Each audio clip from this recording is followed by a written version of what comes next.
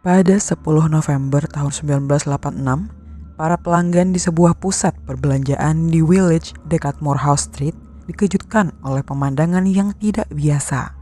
Seorang remaja perempuan setengah telanjang dan tampak panik berlari-lari sambil terus meminta untuk dipertemukan dengan polisi.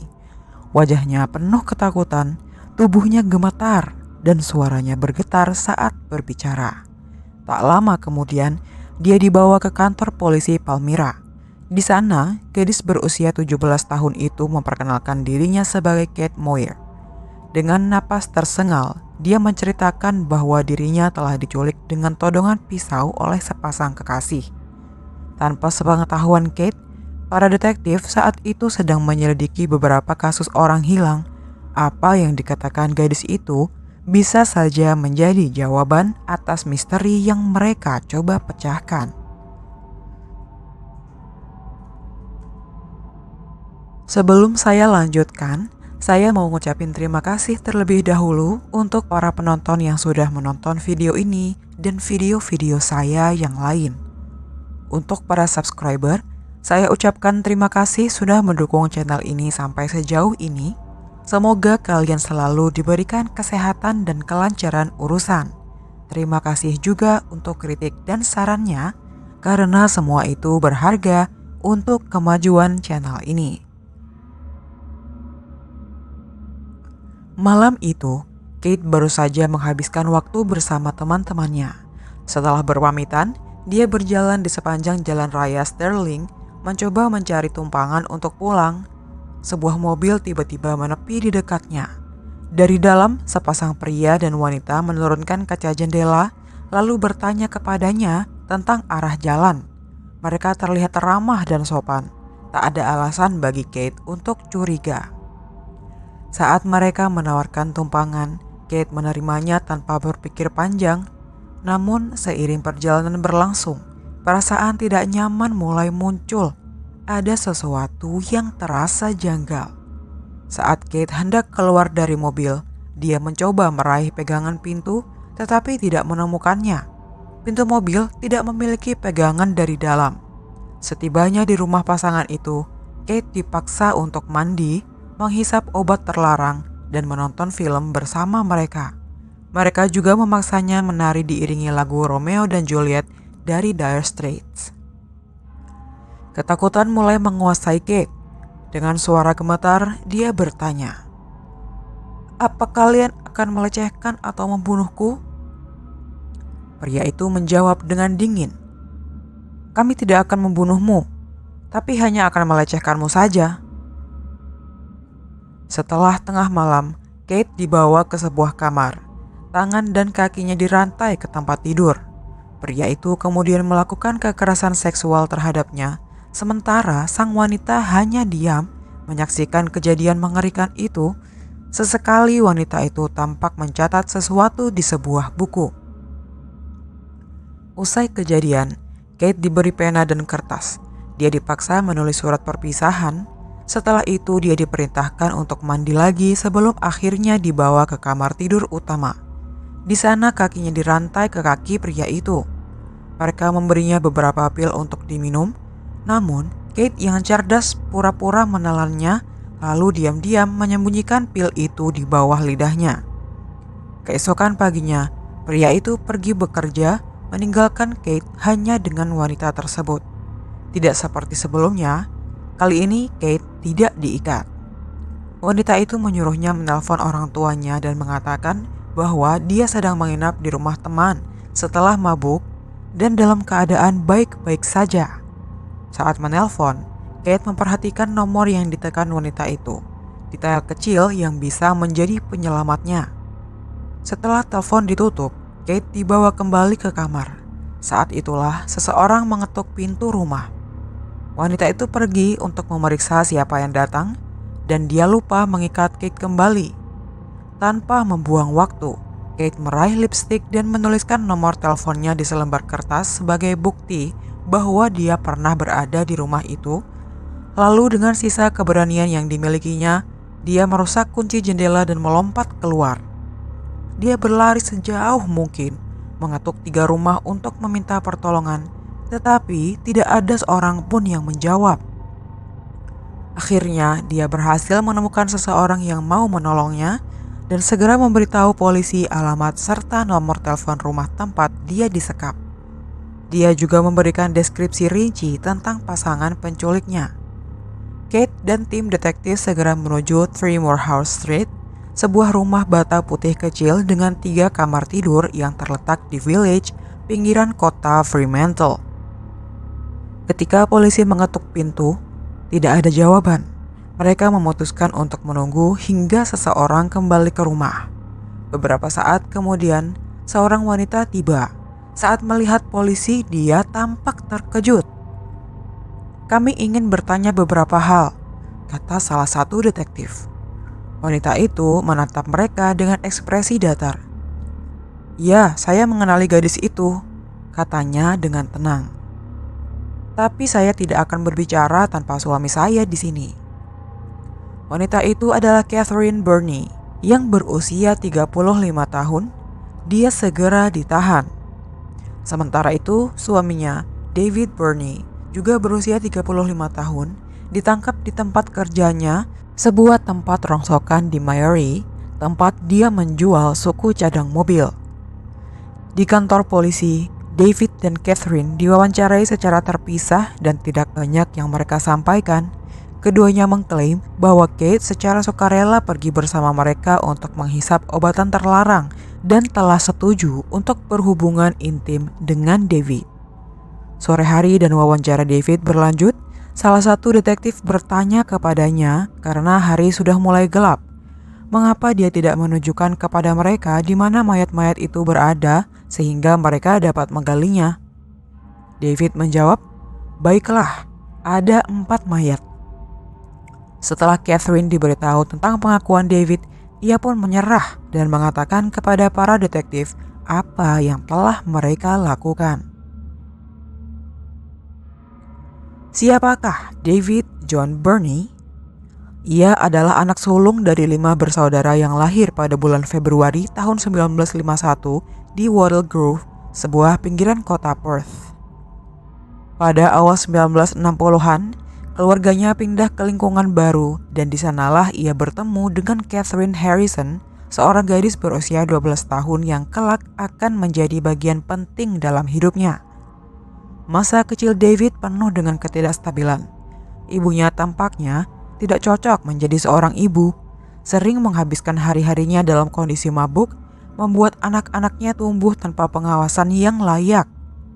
Ayahnya yang memiliki keterbatasan fisik jarang disebut dalam catatan sejarah keluarga mereka dan meninggal pada tahun 1986. Tidak banyak yang ditulis tentang ayah David, hanya saja dia cacat. Dia akan meninggal dunia pada tahun 1986. Rumor yang beredar di sekitar keluarga tersebut berkaitan dengan incest.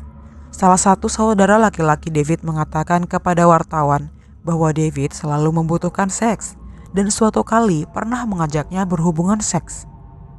Karena kondisi keluarga yang tidak stabil, David dan saudara-saudaranya akhirnya dipindahkan dari rumah mereka akibat penelantaran dan dikirim ke panti asuhan yang berbeda. Pada usia 15 tahun, David memutuskan untuk keluar dari sekolah dan mengikuti program magang sebagai joki kuda di Ascot Racecourse. Namun, selama masa pelatihannya, ia dikenal memiliki temperamen buruk dan sering bersikap kasar terhadap hewan. Seiring bertambahnya usia, David mulai menunjukkan perilaku yang semakin menyimpang. Ia memiliki riwayat kriminal yang panjang, dimulai sejak masa remajanya. Ia kerap keluar masuk penjara akibat berbagai tindak kejahatan. Ketertarikannya pada konten-konten terlarang semakin memperparah kondisi mentalnya. Di usia 20-an, ia menikah dan memiliki seorang anak perempuan. Catherine Margaret Harrison lahir pada tahun 1951 di Subiaco, Perth. Saat usianya baru 2 tahun, ibunya meninggal dunia saat melahirkan. Setelah kehilangan ibunya, Catherine dikirim ke Afrika Selatan untuk tinggal bersama ayahnya. Namun, ayahnya merasa tidak mampu mengasuhnya, sehingga 2 tahun kemudian Catherine dikirim kembali ke Australia untuk tinggal bersama kakek dan neneknya. Catherine tumbuh sebagai anak yang pendiam dan kesepian. Kesulitannya dalam menjalin hubungan dengan orang lain membuatnya sering merasa terasing. Setelah kakek dan neneknya meninggal, ia tinggal bersama bibi dan pamannya yang kebetulan bertetangga dengan keluarga Bernie di Lethlean. Disinilah ia bertemu kembali dengan David yang menjadi satu-satunya orang yang bisa mengisi kekosongan dalam hidupnya. Pada bulan Juli tahun 1969, ketika mereka sama-sama berusia 18 tahun, David dan Catherine terlibat dalam serangkaian tindak kriminal. Mereka diadili atas 11 tuduhan pembobolan dan pencurian barang dengan total nilai hampir $3.000 atau sekitar 18 juta rupiah. Salah satu aksinya adalah percobaan pencurian berangkas dari sebuah bioskop lokal. Saat itu, Catherine sedang hamil, tetapi David bukan ayah dari anak yang dikandungnya. Mereka akhirnya tertangkap dan Catherine dijatuhi hukuman percobaan, sementara David harus menjalani 9 bulan di balik jeruji besi. Namun, kejahatan mereka tidak berhenti di situ.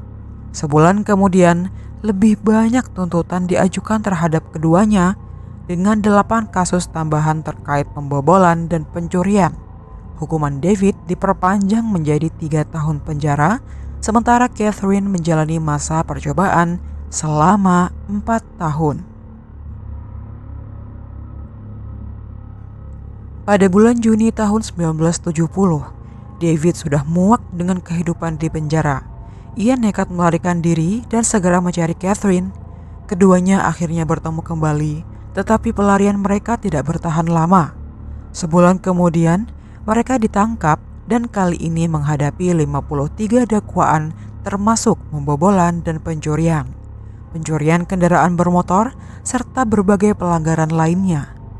Saat ditangkap, polisi menemukan bahwa mereka memiliki 100 batang dinamit, 120 detonator, dan 3 sumbu.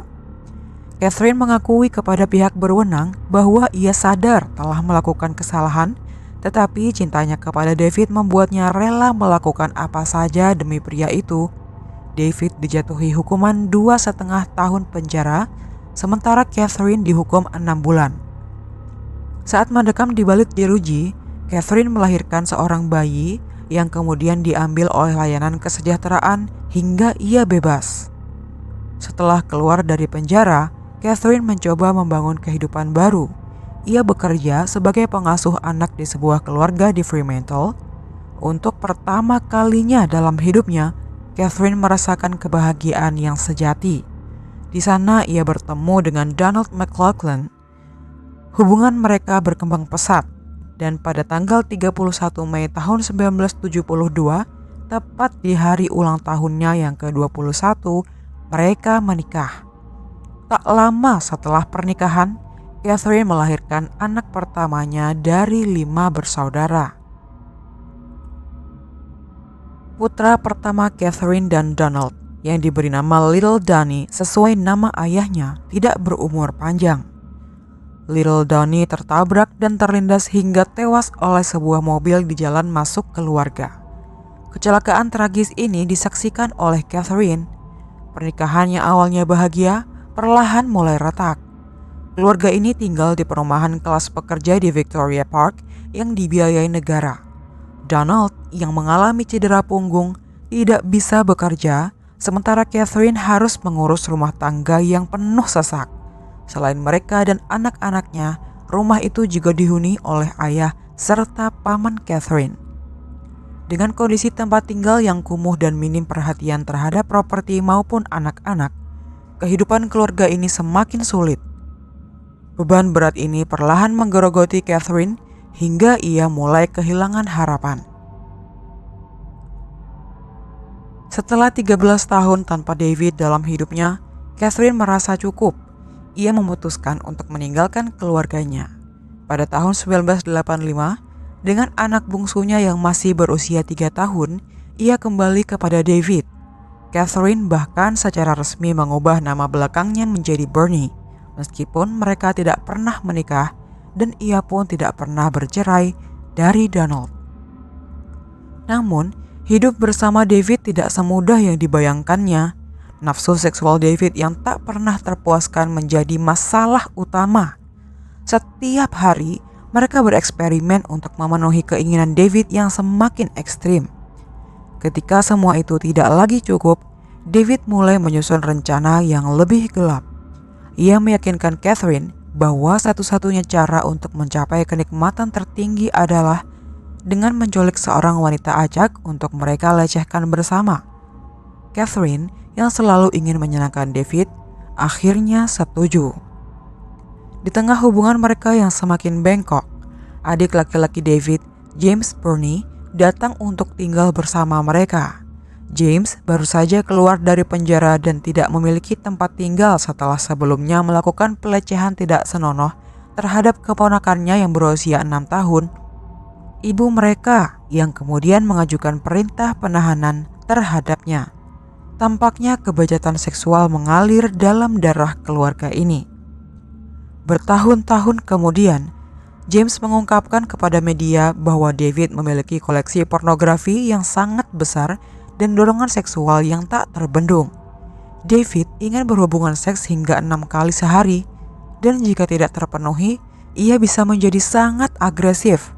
James juga mengklaim bahwa David bahkan menyuntikkan obat bius langsung ke dalam penisnya untuk mempertahankan ereksi lebih lama, memperlihatkan betapa mengerikannya obsesinya terhadap seks. Pada tanggal 6 Oktober tahun 1986, fantasi gelap pasangan ini berubah menjadi kenyataan. Setelah melakukan berbagai penelitian tentang cara melakukan pembunuhan tanpa ketahuan, mereka akhirnya mengambil langkah pertama. Sebulan sebelumnya, David mencoba menarik korban dengan memasang iklan di koran lokal. Isi iklannya berbunyi, mendesak, mencari teman sekamar yang kesepian, lebih disukai perempuan usia 18 hingga 24 tahun. Namun, iklan tersebut tidak membuahkan hasil. Meski begitu, korban pertama mereka tetap datang. Mary Nielsen, seorang mahasiswi psikologi berusia 22 tahun, pertama kali bertemu David di tempatnya bekerja saat mencari ban baru. David yang melihat kesempatan menawarkan ban dengan harga lebih murah karena ingin menghemat uang. Mary pun menerima tawaran itu. Namun, saat memasuki rumah keluarga Burney, Mary langsung dicengkeram dari belakang.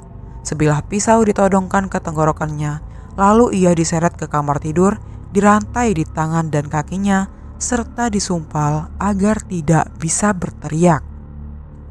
Catherine menyaksikan semuanya. Sepanjang malam, ia melihat David melecehkan Mary berulang kali. Bahkan sesekali ia ikut merangsang suaminya agar semakin bernafsu. Meski begitu, mereka tidak pernah membicarakan bagaimana mereka akan menghabisi Mary. Malam harinya, David dan Catherine membawa Mary ke Taman Nasional Gleneagles. Di sana, David kembali melecehkannya sebelum akhirnya mencekiknya dengan tali nilon hingga tewas.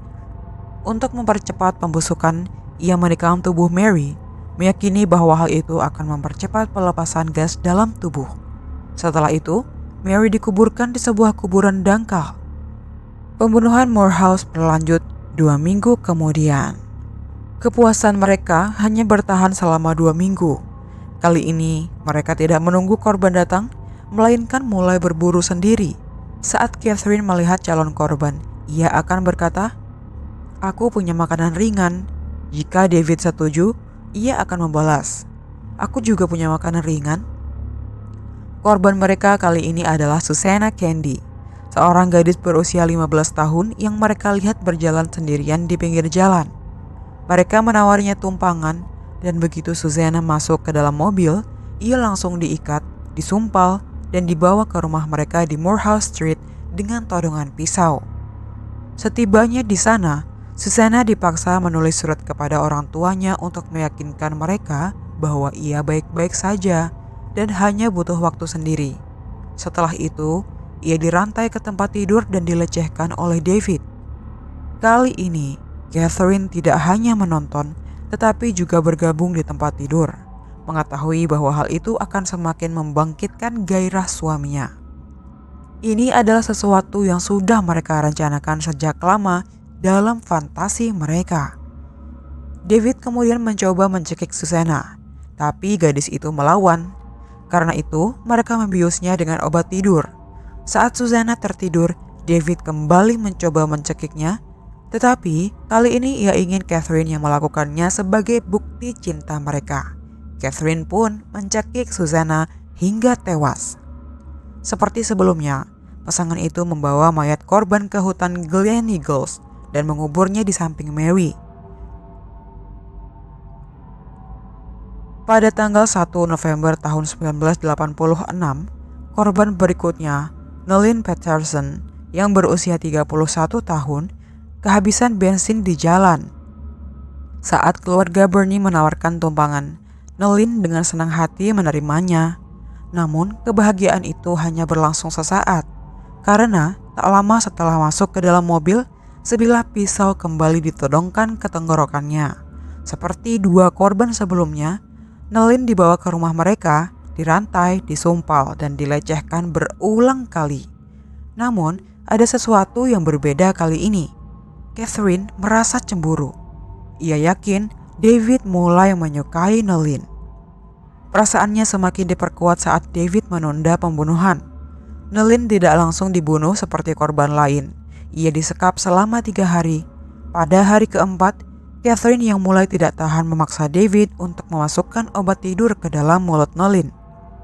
Lalu, dengan pisau di tangan, Catherine mendodongkan senjata itu ke tenggorokan Nalin dan memberi David pilihan dirinya atau Nalin. David pun memilih Catherine. Dengan tangan sendiri, ia mencekik Nalin hingga tak bernyawa. Seperti sebelumnya, mereka membawa mayatnya ke hutan Gleneagles dan menguburkannya di samping Mary dan Susanna. Namun, ini belum berakhir. Mereka masih lapar akan darah. 4 hari setelah pembunuhan terakhir, pada tanggal 5 November tahun 1986, Denise Brown, seorang wanita berusia 21 tahun, sedang berjalan di sepanjang jalan raya Sterling. Niat awalnya adalah menuju halte bus terdekat, tetapi ketika pasangan Bernie menawarkan tumpangan, ia menerimanya tanpa curiga. Seperti 3 korban sebelumnya, Denise segera ditodong pisau begitu masuk ke dalam mobil. Denise dibawa ke rumah pasangan itu, di mana ia segera dirantai dan disumpal sebelum mengalami pelecehan berulang kali. Namun, berbeda dengan Nalin yang ditahan selama beberapa hari, Denise dibawa ke lokasi baru untuk aksi terakhir mereka, yaitu di sebuah area terpencil di dekat Pinjar dalam perkebunan pinus Nanggara, sebuah utara Perth. Di sana, David kembali melecehkan Denise. Kali ini, ia menusukkan pisau ke tenggorokannya saat melakukan serangan brutal tersebut. Namun, Denise masih bernafas. Catherine yang membawa pisau lebih besar menyerahkannya kepada David yang kemudian menusukkannya ke dada Denise. Mengira Denise sudah meninggal, mereka mulai menggali kuburan dangkal dan memindahkan tubuhnya. Namun, Denise mengejutkan mereka ketika ia berusaha untuk duduk. Panik, David meraih kapak dan menghantamkan ke tenggorokannya. Serangan pertama gagal membunuhnya, dan sekali lagi Denise berusaha untuk bangkit. Dengan pukulan berikutnya, tengkoraknya akhirnya pecah dan Denise pun tewas. Setelah memastikan korban benar-benar mati, pasangan itu buru-buru menutupi kuburnya dan meninggalkan lokasi. Setelah kembali ke rumah, Catherine merasa tidak puas dengan hubungan seksual yang biasa mereka lakukan setelah pembunuhan. Kematian Denise terasa berbeda dan Catherine mulai kehilangan minat untuk melanjutkan aksi mereka. Ia mulai berpikir bahwa semuanya akan segera berakhir. 5 hari kemudian, pikiran itu menjadi kenyataan. David yang masih bernafsu untuk berburu korban baru berhasil meyakinkan Catherine untuk mencari mangsa berikutnya. Namun, kali ini berbeda. Kate Moore, calon korban mereka, berhasil membalik keadaan dan mengakhiri aksi keji pasangan pembunuh tersebut. Pada tanggal 12 November tahun 1986, Catherine dan David Bernie masing-masing didakwa dengan 4 tuduhan pembunuhan, 2 tuduhan penyerangan seksual terhadap Kate Moore, serta 1 tuduhan penculikan. 2 bulan setelah penangkapannya, Catherine menghubungi anak-anaknya melalui surat tertanggal 4 Januari tahun 1987. Itu adalah kontak pertamanya dengan mereka setelah lebih dari 2 tahun.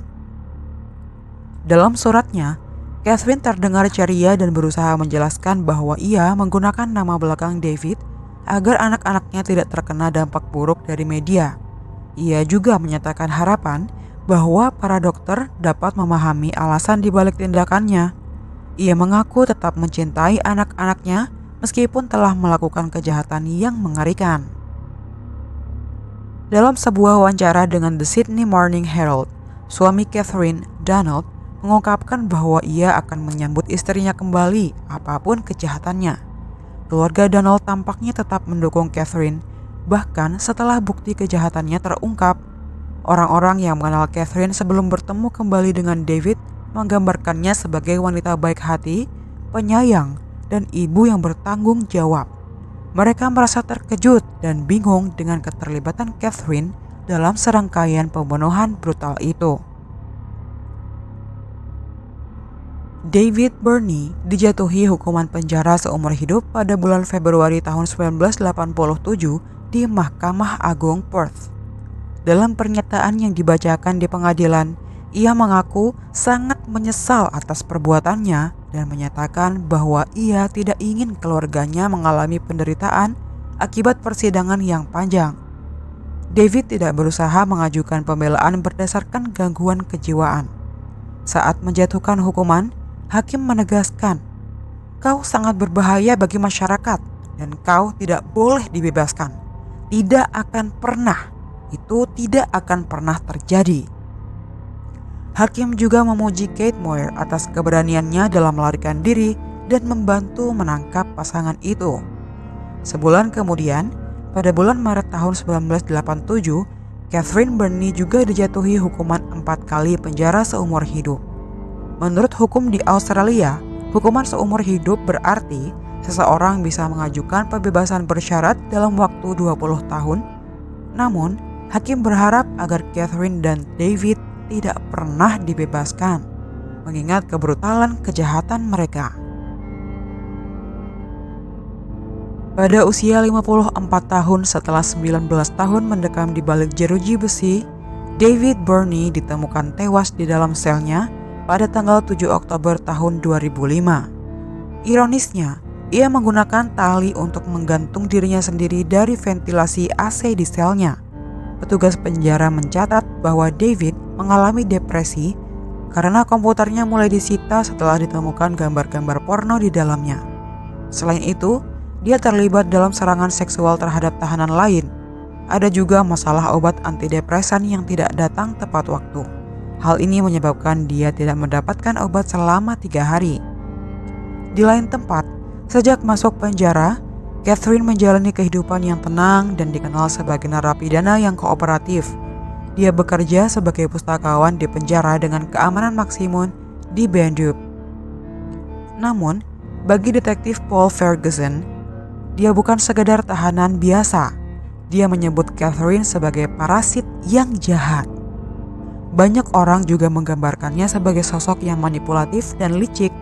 Keterampilan yang sama inilah yang dulu digunakannya untuk memikat wanita-wanita tak bersalah ke dalam mobilnya bersama David.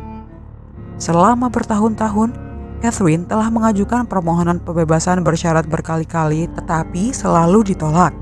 Pada usia 70 tahun bulan September tahun 2021, dia tercatat sebagai tahanan terlama di Australia Barat. David dan Catherine diduga terlibat dalam penculikan dan pembunuhan 3 wanita lain yang hingga kini belum terpecahkan, Cheryl Renwick, Barbara Wester, dan Lisa Mary Mott. Meski tidak ada bukti yang cukup untuk menjerat mereka, kasus ini tetap menjadi bayang-bayang gelap dalam sejarah kriminal Australia. Pada bulan Januari tahun 2021, rumah yang menjadi tempat terjadinya pembunuhan Moorhouse, yakni di 3 Moorhouse Street, kembali terjual dengan harga $425.000. Rumah itu dibeli oleh pasangan muda berusia 20-an yang tertarik untuk menawar. Ini bukan kali pertama rumah tersebut berpindah tangan. Dalam 8 tahun sebelumnya, rumah itu sudah terjual 3 kali. Begitulah akhir dari kisah The Morehouse Murders. Terima kasih sudah menonton. Semoga ada pelajaran yang bisa dipetik dari cerita ini, dan sampai jumpa di cerita-cerita berikutnya.